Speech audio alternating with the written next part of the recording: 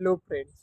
पिछले वीडियो में मैंने मतलब ओसीडी में कौन सी मतलब मैं ऑल जो रिलेटेड मेंटल हेल्थ इश्यूज है उसमें कौन सी थेरेपीज ज़्यादातर किए जाते हैं और जो इफ़ेक्टिव है उसके बारे में हमने जाना था। मतलब वो कौन सी थी।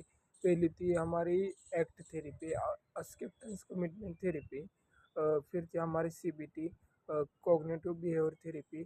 फिर था हमारी ईआरपी। तो मैंने पिछली वीडियो में पहले तो ये बताया था कि उसका मीनिंग क्या है, उसको यूज़ कैसे करता है। हम प्रैक्टिकली अभी ये जानेंगे कि उसका रियलिटी में यूज़ कैसा है। मतलब जो हमारी जो थेरेपीज है वो किस प्रकार से हमें स्टार्टिंग से यूज़ करनी है। तो अभी मैंने पिछली वीडियो में तीन ही थेरेपीज बताई थी, लेकिन अभी अभी हम अगर स्टार्टिंग पेज में मतलब हमारी जो पैटर्न बने हैं, जो 3 4 साल 5 साल के रिपीटेशन के बाद जो पैटर्न हमारे माइंड में बने हैं उसको हम बायसेस कहते हैं। लेकिन अभी वो बायसेस को हम हटाने के लिए हम ऐसे 2 3 बार अगर वो थेरेपी करेंगे तो पूरा नहीं जाएगा। उसके लिए पूरा हमें वो पैटर्न, हमारे माइंड में जो पैटर्न बने हैं वो पैटर्न पूरा निकालने के बाद जो नए पैटर्न बनेंगे वो हमारे माइंड में रहेंगे। मतलब हमारा माइंड बेसिकली क्या करता है, जो रिपीटेडली एक्शन, हम जिस थॉट पर रिपीटेडली एक्शन लेंगे उस थॉट के ही पैटर्न हमारे माइंड में बनेंगे और उस प्रकार से ही हमारे एक्शन होंगी। तो हमें सबसे पहले हमारी थिंकिंग बदलनी चाहिए, थिंकिंग के बाद हमारी थॉट प्रोसेस बदलनी चाहिए, थॉट प्रोसेस के बाद हमारा पैटर्न चेंज होगा और पैटर्न चेंज होने के बाद हमारी एक्शंस चेंज होंगी। तो सबसे पहले हम जानते हैं कि सबसे पहले हम जानते हैं कि फर्स्ट थेरेपी कौन सी यूज़ करनी है। तो फर्स्ट थेरेपी हमें यूज़ करनी है सबसे पहले एक्ट, एक्सेप्टेंस कमिटमेंट थेरेपी। सबसे पहले तो हमें क्या जानना है कि ये जो हमारे थॉट है, हमें अभी पता चला है कि ये हमारे थॉट नहीं है, कि एक मेंटल डिसऑर्डर मतलब ओसीडी के थॉट है। तो सबसे पहले हमें उससे डिस्टेंस रखना है कि अगर इस प्रकार से कौन सा भी थॉट मेरे माइंड में आया तो उस पर मैं पहले तो एक्शन नहीं लूँगा कुछ भी। और जो सब खेल क्या है हमारे इस डिसीजन में, सब एंजाइटी का खेल है। हमें एंजाइटी बढ़ती है तो हम एक्शंस लेते हैं रिपीटेडली और फिर हमें रिलीफ मिलता है। वही लूप में सिर्फ हम जाते रहते हैं। तो उससे अच्छा क्या है, हम क्या करेंगे, स्किप्टेंस को मतलब जो थॉट को लेबलिंग करने का, ये थॉट मेरा नहीं है, ये थॉट ओसीडी का है, इस थॉट पर मैं कोई भी एक्शन नहीं लूँगा।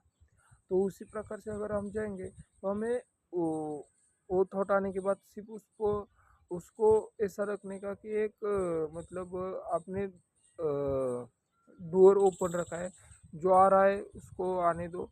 हम उस पर एक्शन ही नहीं लेंगे, हमें उससे कोई भी धोखा नहीं, तो हमें उस पर एक्शन क्यों लेना है। इस प्रकार से हम पहले एक्ट थेरेपी देखेंगे। मतलब एक्ट थेरेपी में क्या, एक्सेप्टेंस कमिटमेंट थेरेपी। इस टॉप पर मैं कमिटेड हूँ, मैं उस पर कोई एक्शन नहीं लूँगा। तो उसके बाद सेकंड थेरेपी कौन सी आती है, ईआरपी, जो है एक्सपोजर रिस्पॉन्स प्रिवेंशन थेरेपी। उसमें क्या आता है, जो हमारी एंजाइटी के थॉट है उस पर हम एक्सपोज करेंगे। मतलब वो वही कंडीशन में हम आएंगे लेकिन उस पर हम एक्शन नहीं लेंगे।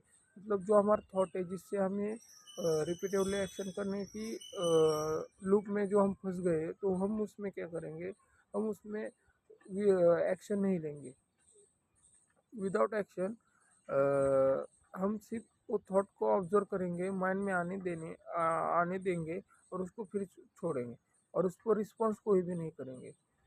समझ में आया। मतलब एक्ट और ईआरपी बेसिकली सेम है, लेकिन थर्ड जो थॉट है सीबीटी मतलब कॉग्निटिव बिहेवियर थ्योरी, मतलब क्या, हम रियलिटी, लेकिन क्या होता है हमारा माइंड को रियलिटी और इमेजिनेशन में कुछ भी फर्क नहीं पता है। वो हमारा माइंड जो भी सोचता है वो सोचता है कि अगर हमने उस पर एक्शन लिया तो वो सोचता है वो रियलिटी में ही हो रहा है। वैसे ही हमारे माइंड में इमोशंस आते हैं, वैसे हमारी माइंड की कंडीशन बन जाती है। तो कॉग्निटिव बिहेवियर थेरेपी में क्या है, अगर आपको वॉशिंग मशीन है तो हम क्या करेंगे, हमें लगेगा मेरे हाथ पर बहुत कीटाणु है तो मैं हाथ धोऊंगा। तो कॉग्निटिव बिहेवियर थेरेपी में क्या करते हैं, मतलब एक्ट में हम क्या करते हैं, हम सोचते हैं मैं उस पर एक्शन नहीं लूँगा। लेकिन कॉग्निटिव बिहेवियर थेरेपी में क्या सोचेंगे हम, मेरा हाथ गंदा है क्या, नहीं तो मैं हाथ क्यों दूँ, मतलब हम रियलिटी तक जाएंगे। तो कॉग्निटिव बिहेवियर थेरेपी में क्या हम सोचेंगे कि यह रियलिटी में एग्जिस्ट करता है कि नहीं, तो मैं उस पर एक्शन नहीं लूँगा। ये कॉग्निटिव में किया जाता है। और सबसे पहले तो हमें यह जानना है कि मेंटल हेल्थ को हम हमेशा के लिए ठीक कैसे रहे। सबसे पहले तो हमें क्या करना है, जो भी हमारे माइंड में जो माइंड कैटरिंग चालू रहती है, मतलब जिसका रियलिटी में कोई एग्जिस्टेंस नहीं है, फिर भी हमारे माइंड में उसके लूप बनने की वजह से जो माइंड कैटरिंग रहती है उस पर हम एक्शन ही नहीं लेंगे, कुछ भी होने दो।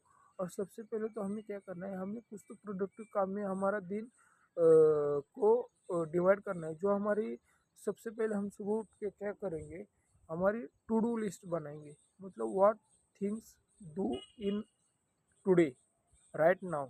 मतलब मैं 6-7 पॉइंट लूँगा, वो 6-7 पॉइंट मुझे सबसे पहले करना है।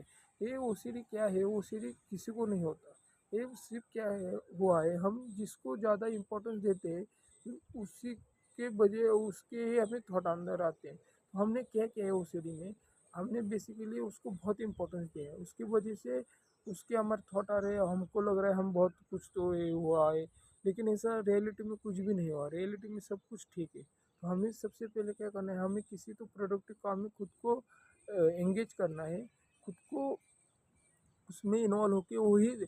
और सबसे पहले यह जानना है कि एक टाइम में एक ही काम करने का, मतलब अगर हम कुछ तो खाना खा रहे हैं तो सिर्फ खाना खाने के पर ही ध्यान देने का, अच्छे से चबाने का, वो इस पर ही सिर्फ ध्यान देने का, ना कि वो मतलब ओसीडी की स्टार्टिंग यही से चालू होती है। जब से हम 2-3 थिंग्स के बारे में एक टाइम में सोचते रहते, तभी से ओसीडी का लूप धीरे धीरे चालू रहता है। तो सबसे पहले हमें क्या जाना है, एक टाइम पर एक ही काम करने का।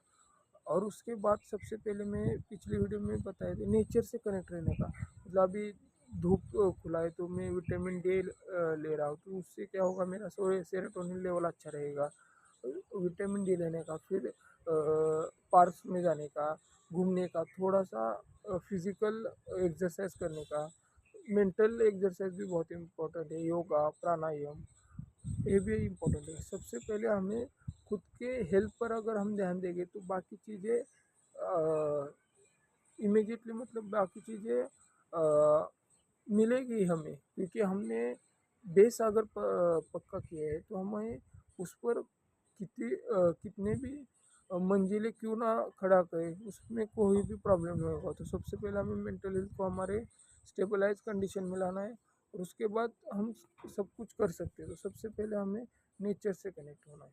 आज की वीडियो में मैंने उसको कैसा यूज़ करने का है वो बताए। Thank you.